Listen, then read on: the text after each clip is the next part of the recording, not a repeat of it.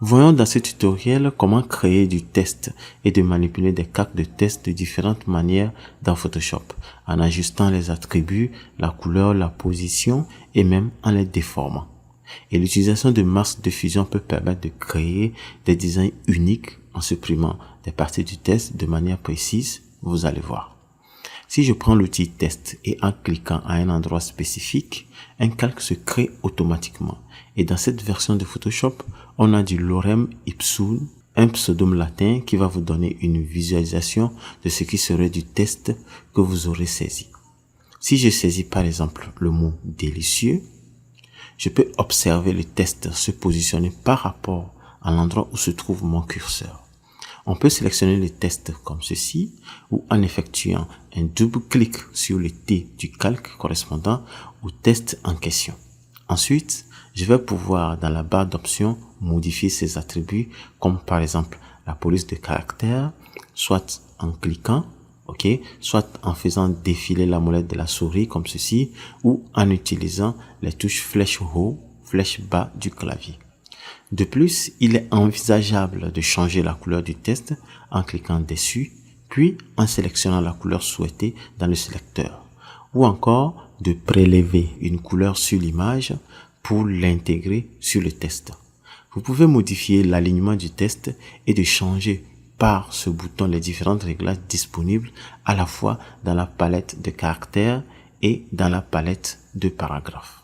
On peut également le sélectionner en tant qu'objet avec l'outil de déplacement. Mais faites attention à ce que cette case option de transformation soit cochée, car il va vous permettre de récupérer les points et d'agrandir les éléments ou utiliser le raccourci clavier CTRL plus T pour obtenir par exemple la transformation manuelle. Ainsi, on peut agrandir le test à volonté, le pivoter selon nos préférences et le positionner comme souhaité. Une fois que la transformation a été validée, ce test dit test de pointe a bien généré un calque, qui peut être masqué à tout moment. En reprenant l'outil test, vous pouvez également créer une zone de test en cliquant et en faisant glisser le curseur. Dans cette zone, je vais demander dans le panneau caractère de modifier des réglages qui vous convient et à travers le panneau paragraphe de justifier le test. Ce que je viens de faire est également un calque de test, mais la seule différence est que ce test a pu être justifié car une zone a été déterminée. Ce test est appelé test captif. Une troisième possibilité pour créer un calque de test est de créer une courbe, par exemple comme ceci. Et en prenant l'outil test, et lorsque vous vous approchez de la courbe, et si je clique, vous allez créer un nouveau test qui va suivre tout simplement la courbe. En utilisant les touches de manipulation, vous pouvez revenir sur cette courbe et manipuler en appuyant sur la touche CTRL, tout en faisant glisser son entrée et sa sortie. Vous pourrez comme ça positionner directement le test sur la courbe ou encore prendre la flèche blanche de sélecteur de tracé direct. Je vais pouvoir sans problème retravailler par exemple la courbe point par point et également demander au test de se positionner sur la courbe en manipulant son entrée et sa sortie. Ce test s'appelle test curviligne car il suit tout simplement une courbe. Il est important de noter que le test le long d'une courbe ne déforme pas du tout les lettres. Elles sont simplement positionnées les unes à côté des autres pour suivre la courbe tracée. Il ne faut donc pas confondre si je suis amené par exemple à appliquer une déformation comme c'est le cas en cliquant sur cette icône. Dans ce cas, la déformation du test est réelle. On peut modifier la forme du test et vous pouvez constater que le test est bel et bien déformé. Donc, il existe différentes possibilités de déformer le test et elles sont tous paramétrables. Il est bien sûr possible de combiner les deux fonctions. Si je reviens sur mon test curviligne, je peux y ajouter n'importe quelle transformation. Notez que lorsque vous enregistrez maintenant un document Photoshop avec une police de caractère spécifique, si vous l'ouvrez par exemple dans un autre Photoshop sur un ordinateur qui ne possède pas cette police, vous recevez un petit message d'alerte jaune vous indiquant que le calque du test que vous avez utilisé n'existe pas sur cet ordinateur et donc vous ne pourrez pas l'agrandir. En revanche, lorsque vous ne faites aucune modification, les lettres pixelisées font bien partie du document. Ok?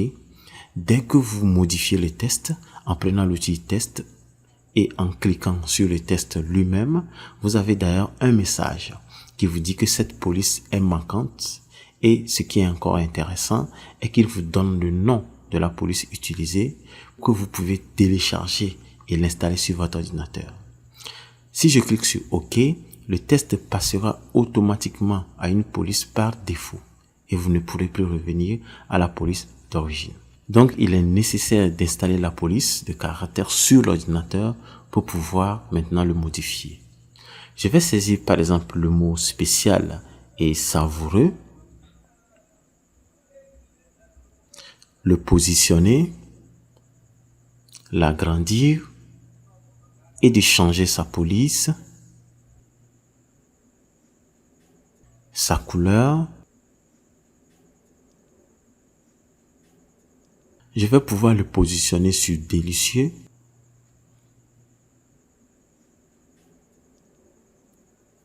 Et sur le calque délicieux, créer un masque de fusion.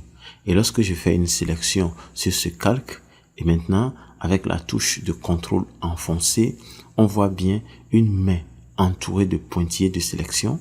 En cliquant, je constate que mon test a été sélectionné. Je pourrais modifier cette sélection en accédant au menu Sélection, Modifier et en choisissant par exemple de dilater la sélection à 3 pixels. Ensuite, je reviens pour cliquer sur le masque de fusion et je choisis l'outil pinceau avec une opacité de 100%, couleur noire en premier plan et avec la touche Alt plus clic droit de la souris vers la gauche ou la droite, je peux réduire ou agrandir l'épaisseur de mon pinceau et de haut vers le bas, je peux modifier la dureté du contour de mon pinceau.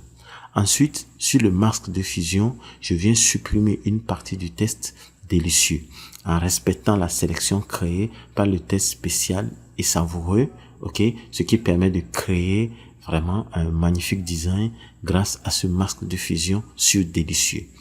Enfin, je peux désélectionner dans le menu sélection ou en utilisant le raccourci clavier CTRL plus D et ainsi on se retrouve avec un superbe agencement du test.